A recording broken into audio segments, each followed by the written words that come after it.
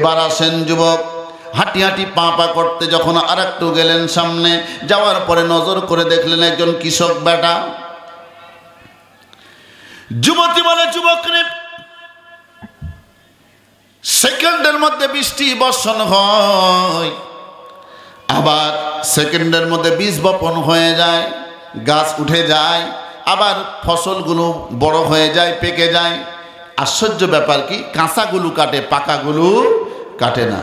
যুবতী এবার ডাক দিয়ে বলে, আরে যুবক, তাহলে শুনো, কাঁচাগুলো কাটে, পাকাগুলো কাটে না কেন?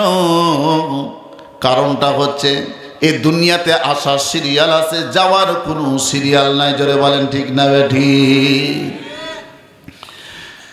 এই কথার দ্বারা বোঝালেন দুনিয়ার জমিনে বাবা আসে আগে, সন্তান পরে আসে, বাবার আগে আসে দাদা, তার আগে আসে তার বাবা, তার আগে আসে তার বাবা। এইভাবে আসার সিরিয়াল আছে, যাওয়ার কোনো সিরিয়াল নাই। এই জন্যে এটার দ্বারা এটা বোঝানো হলো দুনিয়ার জমিনে যেরকম আসার সিরিয়াল আছে, যাওয়ার কোনো সিরিয়াল নাই। আল্লাহ পাক রব্বুল আলামিন যখন ডাক দিবেন, আইনামা তাকুনু ইউদরিকুমুল মাউত, আল্লাহর যখন হুকুম হবে আল্লাহর কাছে যেতে হবে। ওয়ালাউ কুনতুম ফি বুরুজিম মুসাইয়াদা, তুমি যেখানে পালাও চেষ্টা করো না কো দুনিয়াতে বাঁচার জন্য, পালানোর জন্য, মৃত্যু যেন আপনাকে না অ্যাটাক করতে পারে, আপনাকে যেন না মৃত্যুর স্বাদ গ্রহণ করতে হয়। আপনি যতই চেষ্টা করেন মৃত্যু থেকে পালাতে পারবেন না। কুল্লু নাফসিন যায়িকাতুল মাউত, আজরাইল যখন আসবে জানটা কবজ করে নিয়ে চলে যাবে, কেউ বাঁচাতে পারবে না। এবার আসেন যুবক বলছে, যুবতী, আসার সিরিয়াল আছে, যাওয়ার সিরিয়াল নাই, মরতে হবে। তো আমি কোনোভাবে বাঁচতে পারবো না, আমি মৃত্যু থেকে বাঁচতে পারবো না। ও সময় ও যুবতী একটা ঘটনা শোনালেন, তাহলে শুনো। সেই ঘটনাটা হচ্ছে সুলাইমান নবী, নাম শুনছেন? কথা বলেন, কথা বলেন।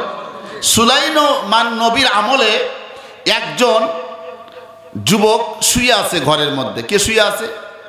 একজন যুবক। হঠাৎ করে একজন ফকির আসলো, আসার পরে দরজায় নক করতেছে, নক হচ্ছে, যুবক দরজা খুলে দিল। খোলার পরে কেবল ঘুমাইছে, কাঁচা ঘুম যদি ভেঙে যায় মেজাজটা ভালো হয় না খারাপ হয়?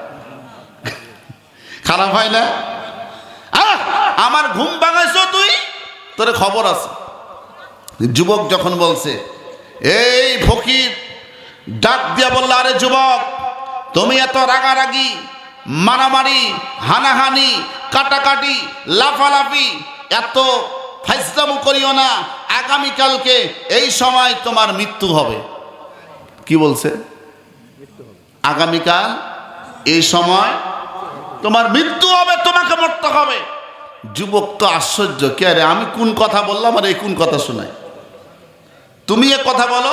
হ্যাঁ, তোমার আগামীকাল এই সময়, বিকাল ধরেন 5টা, বিকাল 5টার সময়, তাও এ ঘরের মধ্যে, বাইরে নয়, এ ঘরের মধ্যে তোমার মৃত্যু হবে। আমি না যদি মরি তাহলে তোমার কিন্তু খবর আছে। কয় কোনো সমস্যা নাই। এবার যুবক বলছে, তাহলে আমি আগামীকাল পর্যন্ত ঘরে থাকবো না, আমি বাইরে যাই। 3 দিনের খাবার নিয়ে ঘর থেকে বের হয়েছে, পানি সহকারে। বের হওয়ার পরে রাস্তা দিয়ে যাচ্ছে টেনশনে, আমার কালকে মৃত্যু হবে। থাম, কালকে না যদি মরি তোর খবর আছে, যাই আর এ কথা বলে। এমন সময় দেখতেছে নবী সুলাইমান উড়ে যাচ্ছে, তক্তার উপরে বসে।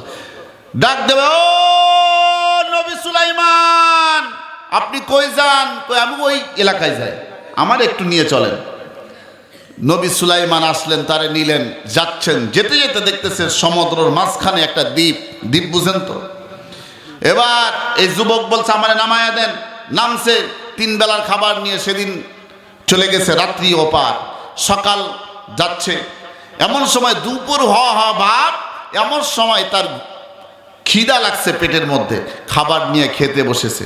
হঠাৎ করে পিছন থেকে বিশাল বড় একটা অজগর সাপ তাকে খাওয়ার জন্য বিশাল হুঙ্কার দিয়ে চলে আসতেছে। হা, খাওয়ার জন্য যখন আসতেছে, তার তো ভয়ে তো ভিতরে কিছু নেই।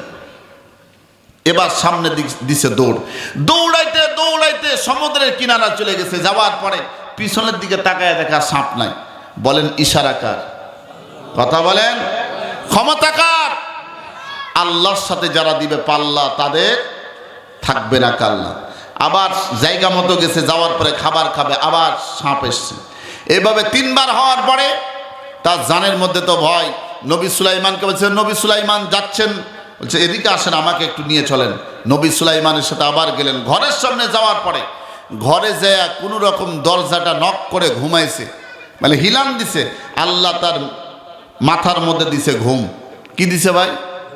তার চোখে যখন ঘুম এসেছে, ঘুমায় গেছে। ঘুম চলে গেলে কি আর হুঁশ থাকে?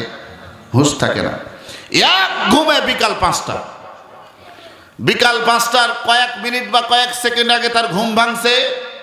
ওই ফকির আবার গেটের সামনে হাজির, দরজায় নক করতেছে। যুবক, ও যুবক, যুবক দরজা খুলো। যুবকের ঘুম ভেঙে গেছে। দরজা খুলে দেখতেছে গতকালকে যে ফকির তার দরজার সামনে হাজির, এমন সময় ওই ফকির তার দরজার সামনে আজকেও হাজির। যুবককে বলছে, আমি হচ্ছি মালাকুল মউত, হযরতে আজরাইল। কি বলছে?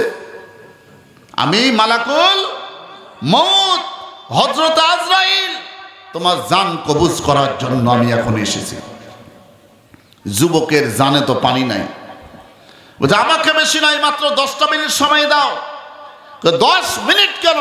তোমাকে 1টা সেকেন্ডও সময় দেওয়া হবে না। এ হাদিস দ্বারা আমরা কি বুঝলাম? এটাই বুঝলাম মৃত্যুর আগে আমাদের সজাগ হতে হবে। ঠিক না বেঠিক? মৃত্যুর আগে আমাদের ঈমান আকীদা সব ঠিক করতে হবে।